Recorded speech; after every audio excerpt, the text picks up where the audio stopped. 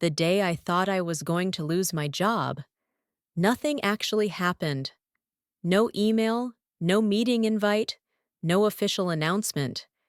Just a sentence someone whispered near the coffee machine. They're testing an AI system that can do our work in seconds. That was it.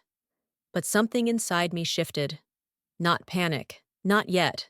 Just a quiet crack in my confidence. For years, I believed I was safe. I worked hard. I stayed late. I solved problems quickly. I was the reliable one. If something urgent came up, they called me. If a client complained, I handled it. If a project was behind schedule, I fixed it. I built my identity on being useful, and suddenly, a machine could do it faster, cleaner, without coffee breaks, without stress, without salary. I opened my laptop that morning like I always did. But instead of starting my tasks, I stared at the screen. A strange question floated into my mind. If my skills can be automated, what exactly am I worth? It's uncomfortable to ask that. Most of us don't. We stay busy so we don't have to think. We hide behind deadlines. We measure ourselves by productivity. But when technology moves faster than your comfort zone, you don't get to hide anymore. That afternoon, our manager casually mentioned efficiency improvements. He smiled. He said this would empower the team. He said, I would support our workflow. Nobody asked the real question: support or replace? On the surface, everything looked normal. People typed, phones rang, meetings continued. But there was tension in the air. You could feel it, like the seconds before a storm. That night, I went home later than usual, not because I had more work, but because I wanted to prove something. To who? I don't even know. Maybe to myself. I worked faster, double-checked everything, answered emails immediately, as if speed could protect me. But deep down, I knew something uncomfortable. If my value is just speed, I will lose. Because machines don't get tired. Machines don't doubt themselves. Machines don't need sleep. I lay in bed that night scrolling through articles. AI replacing jobs. The future of work. Automation trends 2026. Each headline felt personal. Each statistic felt threatening. And then another question appeared. Was I afraid of losing my job or losing my identity? For 10 years, I introduced myself by my title. I felt proud when people asked what I did. I felt secure knowing I was needed. But what happens when needed becomes optional? What happens when competence is no longer rare? The next morning, something small happened. One of my coworkers showed me a demo. The AI system generated a report in under 10 seconds. Graphs, analysis, clear structure, no mistakes. We stared at the screen. Someone joked, "Well, there goes our job." We laughed. But it wasn't funny. I felt something heavy in my chest. Not jealousy, not anger, just exposure. As if something invisible had been revealed. For years, I thought hard work was enough. But maybe hard work is just the baseline now. That week, I noticed something else. Some colleagues reacted with denial. It will never replace human creativity. It's just a trend. Management always overreacts. Others reacted with fear, updating resumes, messaging recruiters, whispering about backup plans. And me? I did something worse. I froze. I kept working. But mentally, I stood still. I kept hoping the wave would pass. Maybe the system would fail. Maybe clients wouldn't trust it. Maybe nothing would really change. But deep down, I knew. Change had already started. Here's the uncomfortable truth. Technology does not wait for you to feel ready. It moves, with or without your permission. One evening, I stayed alone in the office. The lights were dim. The building was quiet. I opened the AI tool myself, not because I wanted to, but because I needed to see it clearly. I typed in one of my usual tasks, and it responded instantly. Structured, accurate, efficient. I leaned back in my chair. For the first time, I stopped pretending. This isn't going away. And then the hardest question arrived. If the company had to choose between me and this system, why would they choose me? Silence filled the room. It's a brutal question, but an important one, because most of us assume loyalty guarantees security. It doesn't. Most of us assume experience guarantees relevance. It doesn't. Most of us assume effort guarantees survival. It doesn't. So what does? That night, I didn't feel inspired. I didn't feel motivated. I felt small. And maybe that was necessary, because growth rarely begins with confidence. It begins with discomfort. It begins when the old version of you stops being enough. Driving home, I realized something surprising. The fear wasn't only about income. Yes, bills matter. Yes, stability matters. But deeper than that, I was afraid of being ordinary. If a machine can do what I do, was I ever special? That question hurt. But it also opened something. For years, I focused on doing tasks well, but I never asked a bigger question. What problems can I solve that a machine cannot? I thought about moments when clients didn't just need reports. They needed reassurance. They needed clarity. They needed someone to listen to what they weren't saying. I could generate numbers. But could it read silence? Could it sense hesitation in a voice? Could it calm someone who felt overwhelmed? Maybe. Maybe one day. But not today. And that thought didn't erase my fear, but it shifted it. Maybe the real danger isn't AI replacing us. Maybe the real danger is us refusing to evolve. Let me ask you something. If your current skills became automated tomorrow, who would you be? Not your title, not your salary, not your daily tasks. You. What strengths remain when the tools change? That week, I started observing myself more carefully. When did people come to me? Not for speed, not for formatting, but for perspective, for judgment, for decision-making, for empathy. Those things are harder to automate. But here's the problem. I never trained them deliberately. I focused on efficiency. I ignored depth, because efficiency was rewarded. But the world was changing, and I had two choices: compete with the machine on speed, or develop qualities it struggles to replicate. At that moment, I didn't have a plan. I didn't suddenly become confident. I just became honest. Honest that the fear was real. Honest that the threat was real. Honest that ignoring it would not protect me. And strangely, that honesty felt powerful. Because once you admit reality, you can finally respond to it. Instead of hiding, instead of complaining, instead of blaming technology, I asked myself one final question that night. What if this isn't happening to destroy my career, but to upgrade it? I didn't fully believe that yet, but the question stayed with me. Sometimes transformation doesn't begin with action. It begins with a better question. And that question followed me into the next week, into the next meeting, into the next moment I opened my laptop and saw that AI tool waiting. The fear was still there. But now something else was growing beside it. Curiosity.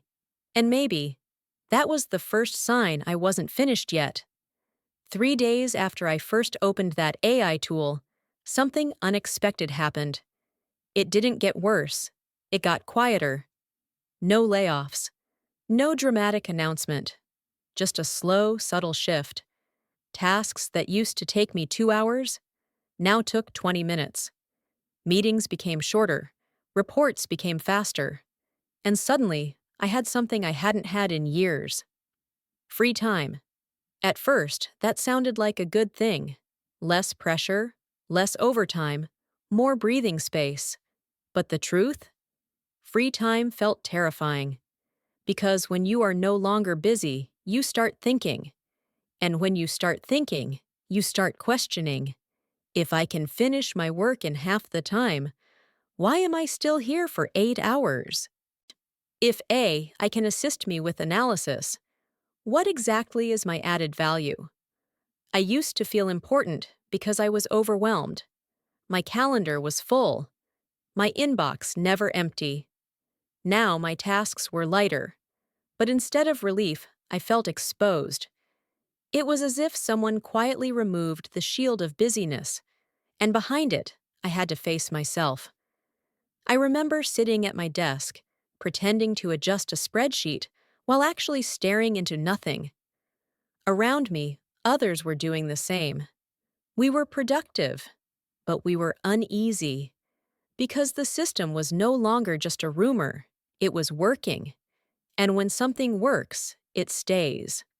That week, I started noticing subtle changes in management's tone. Less praise for hard work, more praise for strategic thinking, less emphasis on speed, more emphasis on innovation. It sounded positive, but it also sounded like a warning. The rules were changing, and nobody gave us a manual. One afternoon, my manager asked me a simple question: "What do you think we should improve next quarter?" I froze. Normally, I would respond with operational ideas: better workflow, clearer reporting, faster turnaround. But this time, those answers felt small, because the AI could already optimize processes. What they wanted now was not execution, it was direction. And I realized something uncomfortable. I had trained myself to execute, not to think strategically. For years, I was rewarded for precision, not vision. And suddenly, vision mattered. That night, I couldn't sleep.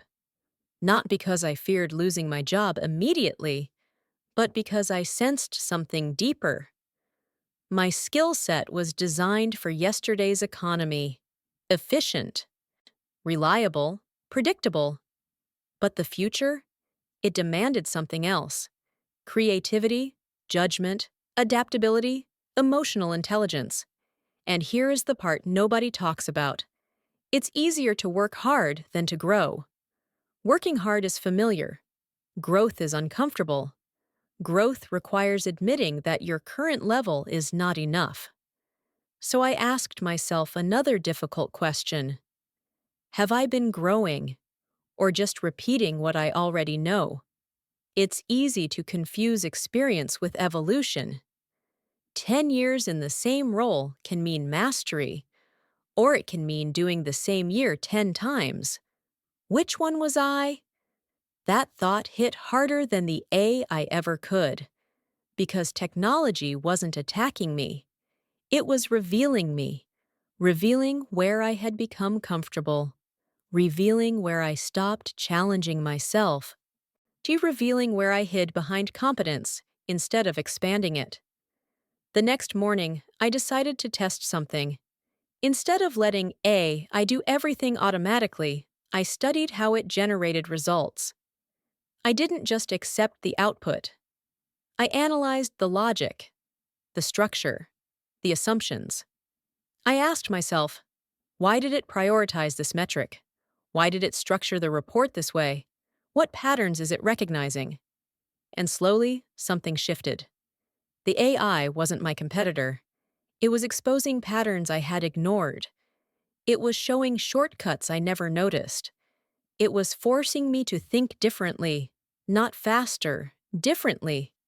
And that distinction changed everything, because speed is mechanical, but thinking is human. Later that week, I volunteered for something unusual: a cross-department brainstorming session about future positioning. Normally, I would avoid that. Too abstract, too uncertain. But I knew if I stayed only in execution mode, I would slowly become optional. In that meeting, something interesting happened. While others debated numbers, I started asking questions about people. How will clients feel about automation? What fears will they have? What resistance might appear? How can we communicate change without causing panic? The room became quiet, not because the question was brilliant, but because it was different.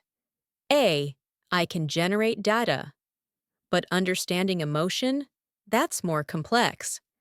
After the meeting, one colleague said something that stayed with me. You're good at seeing the human side. I never thought of that as a skill. I thought it was just personality. But maybe personality is a skill. Maybe empathy is a competitive advantage. Maybe listening carefully is not soft. Maybe it's strategic. For years, I believed being valuable meant being irreplaceable in tasks. Now I started seeing something else. Value might come from integrating tasks with meaning, connecting data with decision, connecting logic with emotion. Let me ask you something. If you removed your daily responsibilities, what strengths would remain? Can you influence people? Can you make complex ideas simple? Can you stay calm in uncertainty? Can you lead conversations? These qualities are harder to automate, not impossible, but harder. That realization didn't erase my insecurity overnight. There were still moments of doubt. Moments when I watched I finish something in seconds that used to consume my entire afternoon. Moments when I felt behind. But now, instead of freezing, I leaned in. I started taking online courses at night, not just technical ones, but decision-making, communication, leadership under uncertainty, because I realized something crucial. If AI handles execution, humans must elevate interpretation, and elevation requires intention. It doesn't happen by accident. One evening, while reviewing a project, I noticed something subtle. The AI's analysis was correct, but incomplete. It didn't understand context beyond the data. It didn't see the political nuance inside the organization. It didn't sense the tension between departments. It gave an optimal answer on paper. But reality is not paper. And that's when clarity arrived. Machines optimize systems. Humans navigate complexity. If I stayed only at system level, I would compete with machines. If I moved toward complexity, I would collaborate with them. That shift in perspective felt empowering, because collaboration is stronger than competition. But collaboration requires confidence, and confidence requires growth. By the end of that week, I no longer asked, "Will AI replace me?" I asked, "How can I become someone who uses AI better than others?" That subtle difference changed my posture, my tone in meetings, my curiosity, my energy. I wasn't defending my position anymore. I was redesigning it. And here is something important. Reinvention is not dramatic. It doesn't happen in one motivational moment. It happens quietly, in small choices. Like choosing to learn instead of complain, choosing to observe instead of panic, choosing to expand instead of protect. You might be in the same place right now, feeling the pressure of change, feeling technology moving faster than your comfort zone, feeling uncertain about where you stand. That feeling is not weakness, it is awareness. And awareness is powerful, because once you see reality clearly, you can act intelligently, not emotionally, not defensively, but strategically. The fear that once paralyzed me started transforming into direction. Not because the threat disappeared, but because I stopped denying it. And this is where everything truly began to shift. Not when AI improved, not when management changed, but when I accepted that the old version of me was not enough for the new world. That acceptance hurt.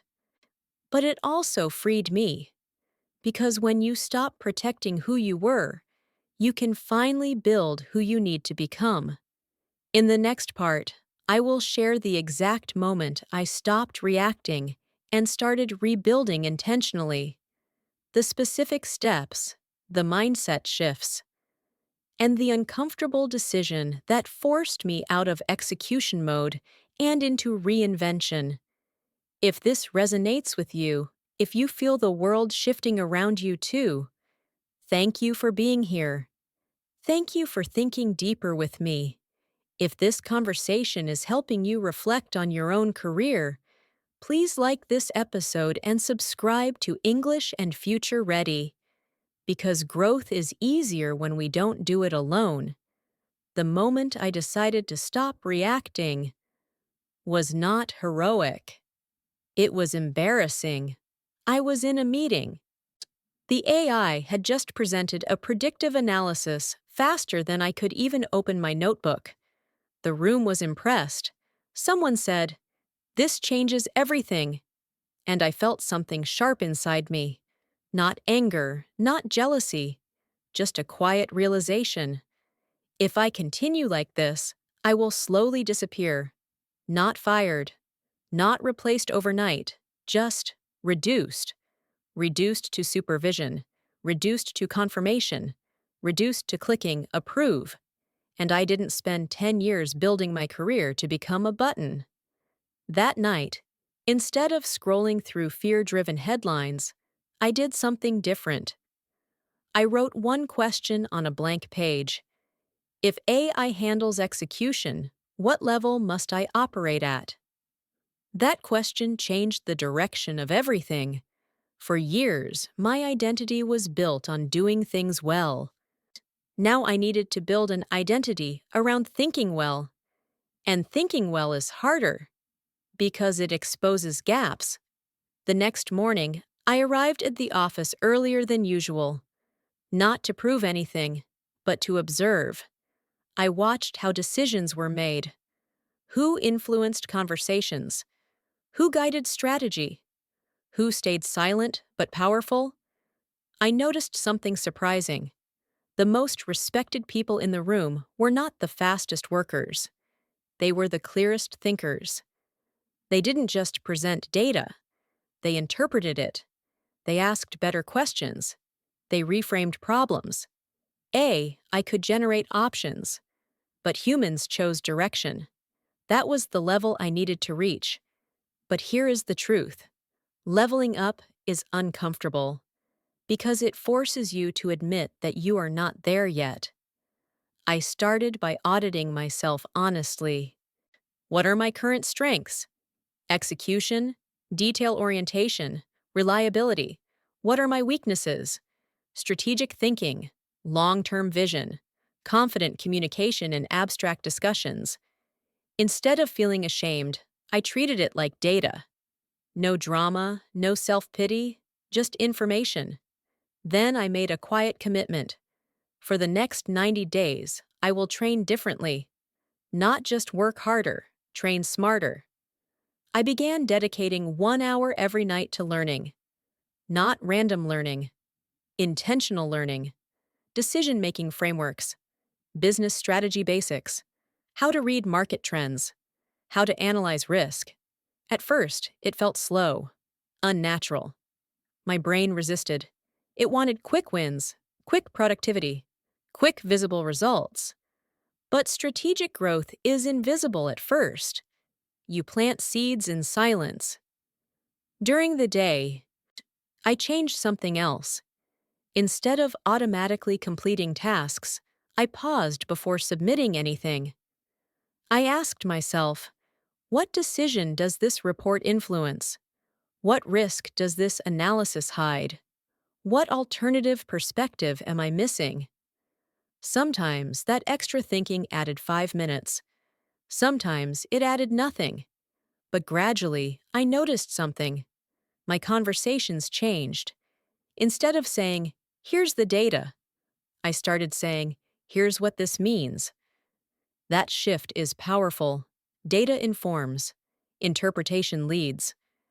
In one meeting, I tried something bold. Instead of waiting to be asked for updates, I presented a short strategic insight about potential market shifts. Not perfect, not groundbreaking, but thoughtful. The room paused. My manager leaned forward.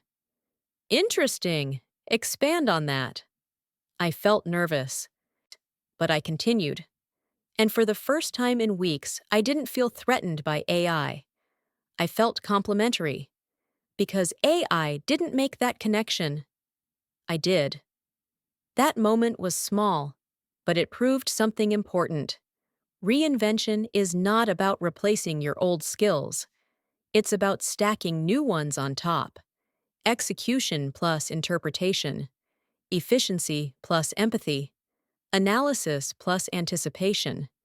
Stacking creates leverage, and leverage creates security. Let me ask you something. Are you building vertically or horizontally? Horizontally means doing more of the same, more tasks, more speed, more output. Vertically means elevating your thinking, higher perspective, broader context, deeper insight. Machines are incredible horizontally. Humans must dominate vertically. That became my new philosophy. But growth is not linear. There were days I doubted everything. Days when I outperformed me publicly. Days when I felt slow. But instead of retreating, I leaned into discomfort. One afternoon, I volunteered to lead a small project integrating AI insights with client communication. It was risky. If it failed, it would be visible. But I needed visibility. Not for ego, for evolution. Leading that project forced me to coordinate people, not just numbers. I had to understand resistance, translate technical language into human reassurance, balance optimism with realism. I could provide projections, but it could not handle fear. Clients were nervous. Some were skeptical. Some asked bluntly, "Are you automating us out of relevance?" And in those conversations, I realized something profound. The real skill of the future might not be technical superiority. It might be trust management. Technology increases efficiency, but trust increases loyalty. And loyalty sustains businesses. The more I engaged at that level, the more confident I felt. Not because I became weaker, but because I became stronger.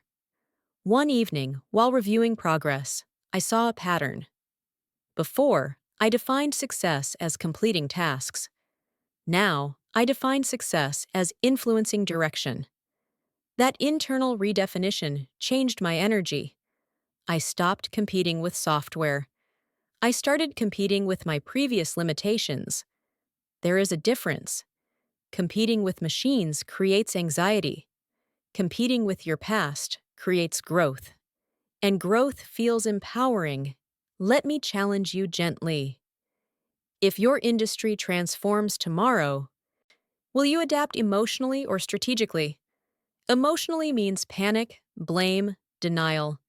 Strategically means analyze, reposition, upgrade. Both are human, but only one leads forward.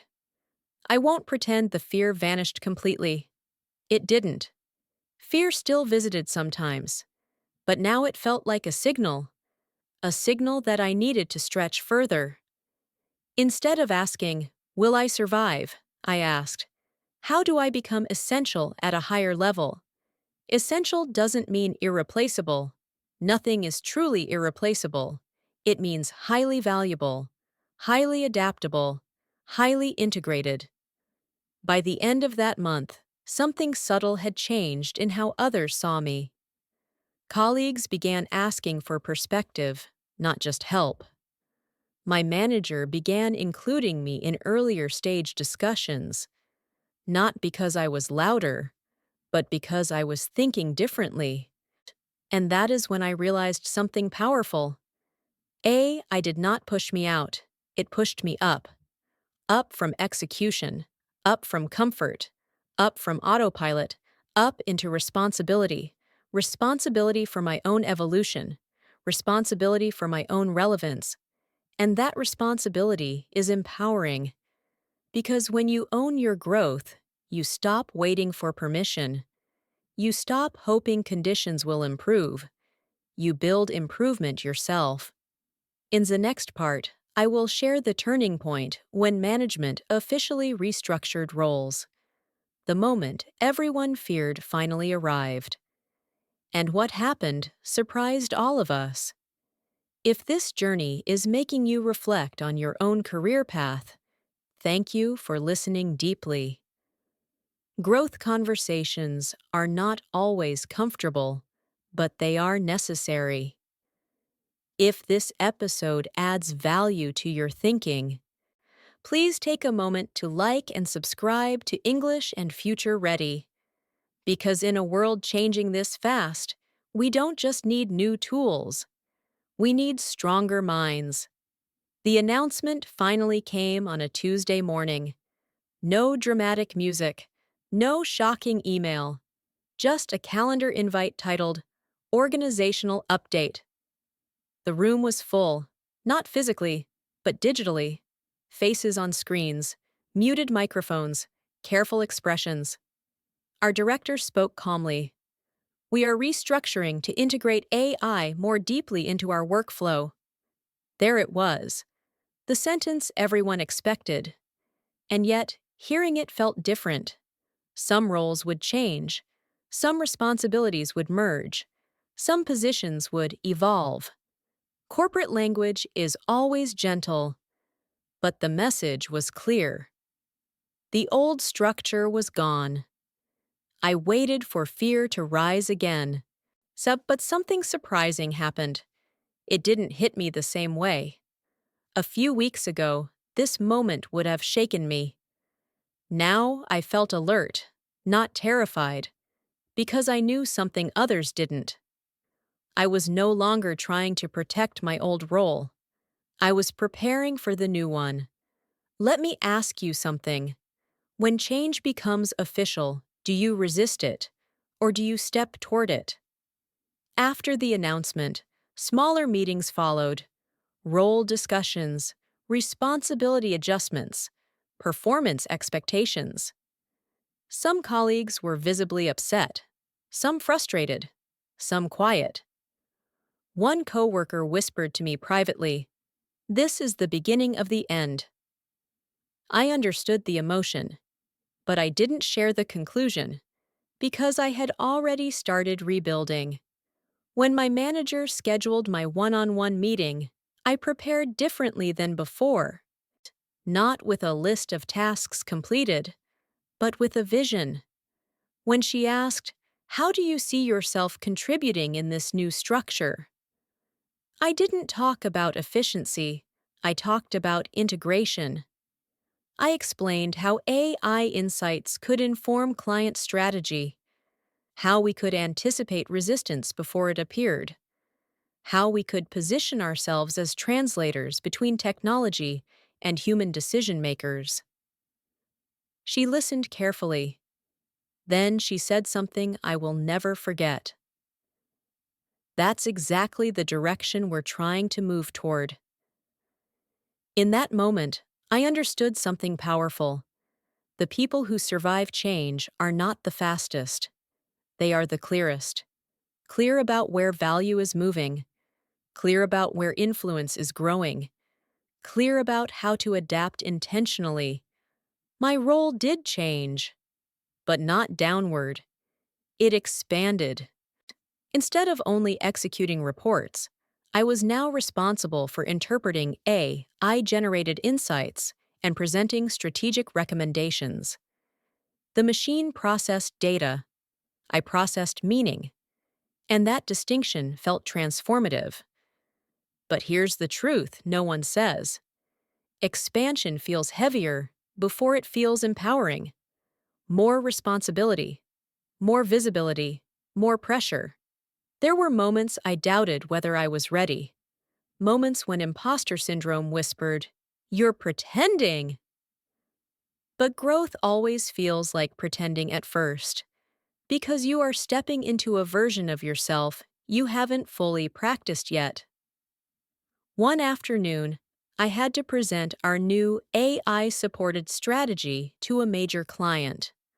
Old me would have focused only on the numbers. New me focused on narrative. I explained not just what the data showed, but why it mattered, what risks we needed to consider, what human factors could shift the outcome.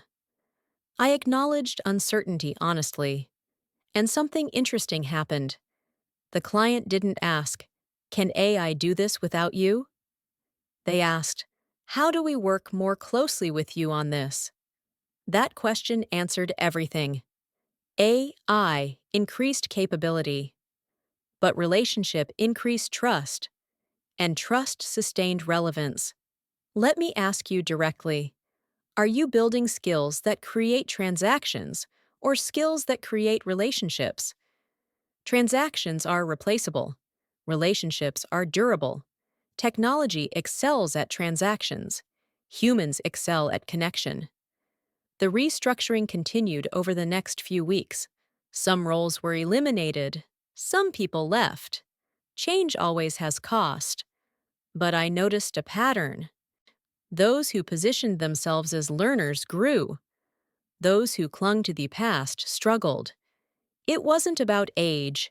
It wasn't about technical background. It was about mindset. Growth mindset is not motivational language. It's survival strategy. During this period, I adopted a simple rule. Every time I performed a task faster than me, I asked, what layer above this can I master? If it wrote summaries quickly, I mastered storytelling. If it analyzed trends accurately, I mastered interpretation. If it automated routine processes, I mastered strategic planning. Instead of fighting at the same level, I climbed one level higher. That shift changed my emotional state completely. Fear shrinks you. Ownership expands you. When you take ownership of your evolution, external change feels less threatening. Because you are moving too. I also started mentoring a junior colleague who felt overwhelmed.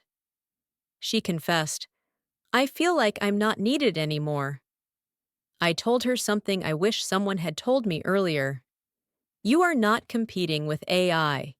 You are competing with your previous skill ceiling.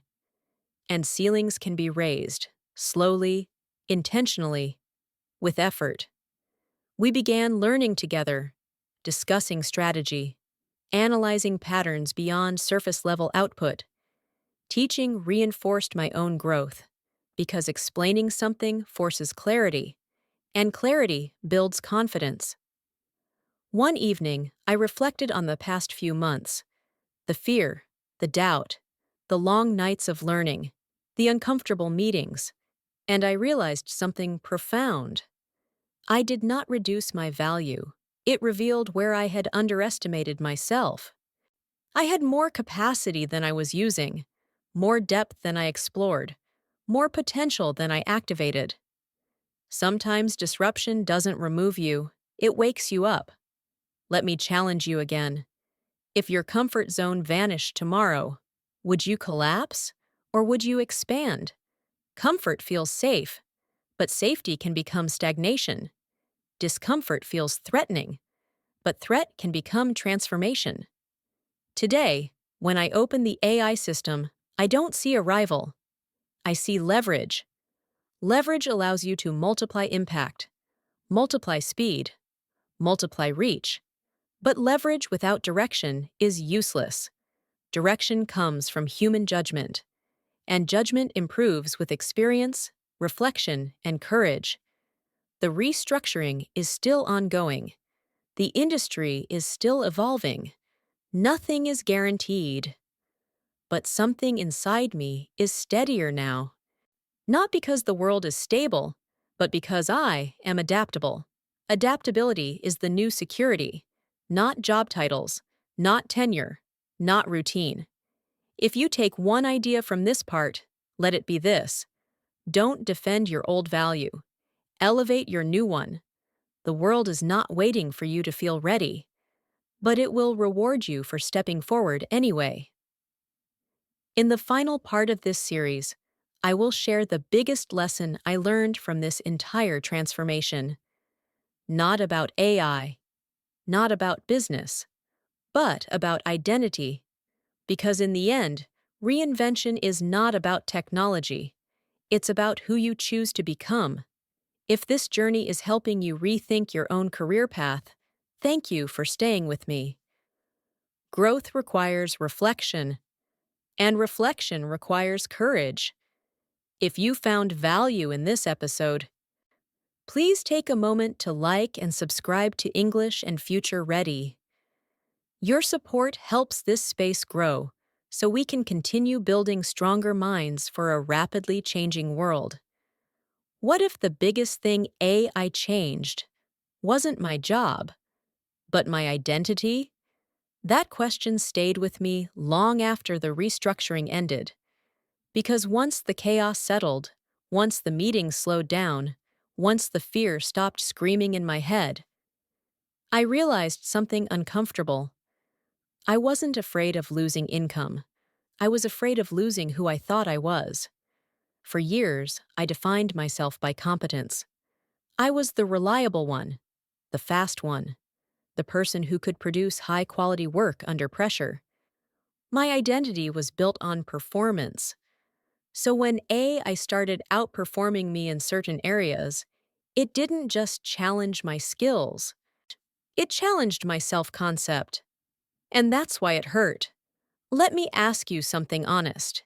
If the skill you're most proud of became automated tomorrow, who would you be without it? That question is terrifying because many of us don't just have skills. We are our skills. The writer, the analyst, the designer, the translator, the researcher. When automation touches those labels, it feels like it's touching us. But here's the truth I had to learn the hard way. You are not your current skill set. You are your capacity to grow beyond it. That shift changed everything. During the first phase of fear, I was trying to protect my value. During the second phase, I was trying to upgrade my value. But in the final phase, I started redefining my value. There is a difference. Protecting is defensive. Upgrading is reactive. In redefining is intentional. One evening, I wrote down 3 columns in a notebook. Column 1.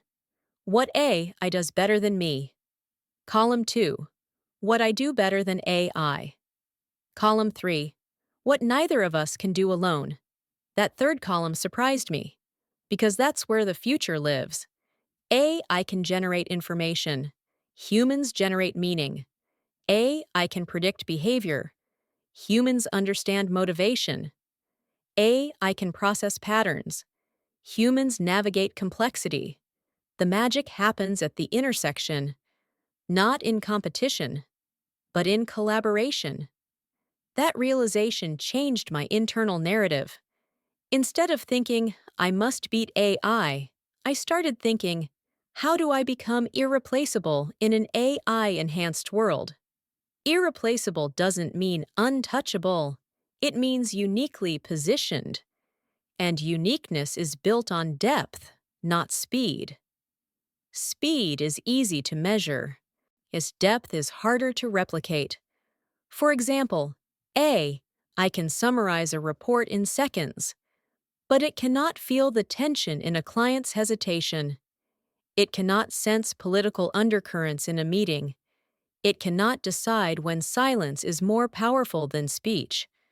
Those things are subtle, but they matter. In fact, they often determine outcomes. So I began investing heavily in what I call human leverage skills.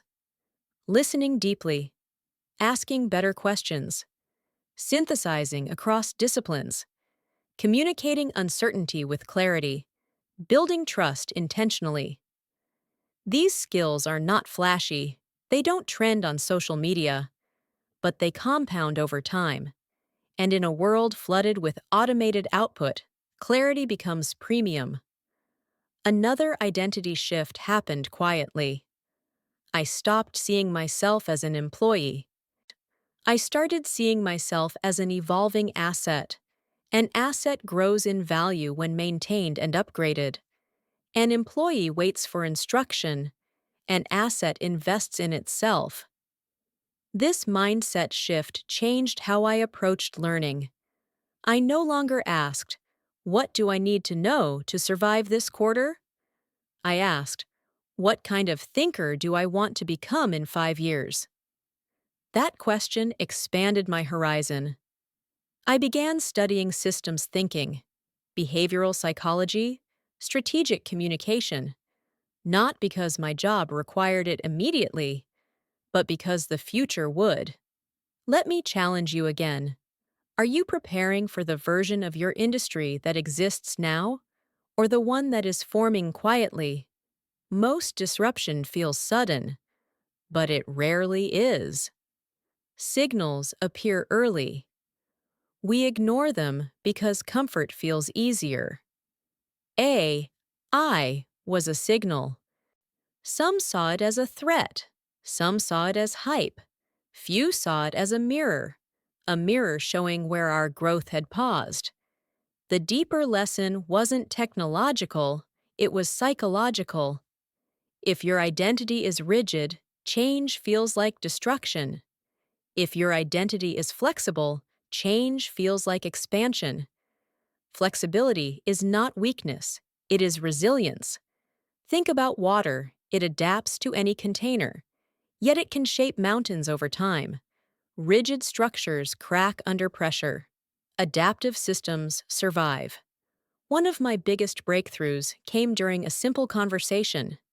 A colleague asked me, "Do you miss how things used to be?" I paused. And surprisingly, the answer was no.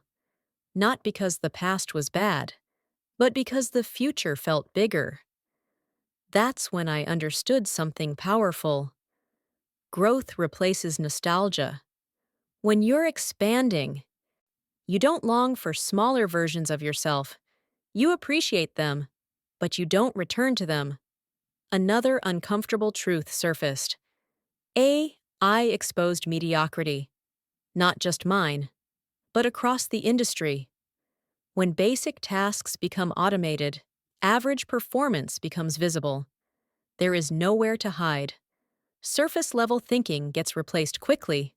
Only depth remains, and depth requires effort. So I made a personal rule. Never rely on AI to think for me. Use it to challenge me. Instead of asking it for final answers, I ask for alternative perspectives, counterarguments, edge cases, blind spots. It becomes a thinking partner, not a thinking substitute. That distinction matters. Because the moment you outsource your thinking, you outsource your growth. And growth is your only long-term security. Let's zoom out. AI will continue evolving. Industries will continue shifting. Roles will continue transforming. The question is not whether change will happen. The question is, will you evolve faster than your fear? Fear is natural. I felt it deeply. But fear should inform you, not imprison you. Every major shift in history created anxiety. The Industrial Revolution, the Internet, automation waves. Each time, some roles disappeared, but new ones emerged. The people who thrived weren't the strongest. They were the most adaptable. Adaptability is a skill, and like any skill, it can be trained. Start small. Learn something slightly uncomfortable. Expose yourself to unfamiliar tools. Ask questions instead of defending assumptions. Practice intellectual humility. Humility accelerates learning, ego slows it down. So, if I could speak to my past self, the version of me who first saw that AI demo and felt threatened, I would say this: you are not being replaced, you are being repositioned. Repositioning feels unstable at first, but it creates new vantage points. And from higher vantage points, you see opportunities you couldn't before. Today, my work looks different. My responsibilities are broader. My thinking is sharper. My confidence is quieter, but deeper. Not because I became indispensable, but because I became adaptable. And adaptability is sustainable. Let me leave you with one final reflection. The world doesn't owe us stability, but it rewards those who create internal stability. Skills will change, tools will change, markets will change. But your willingness to evolve, that is yours to control.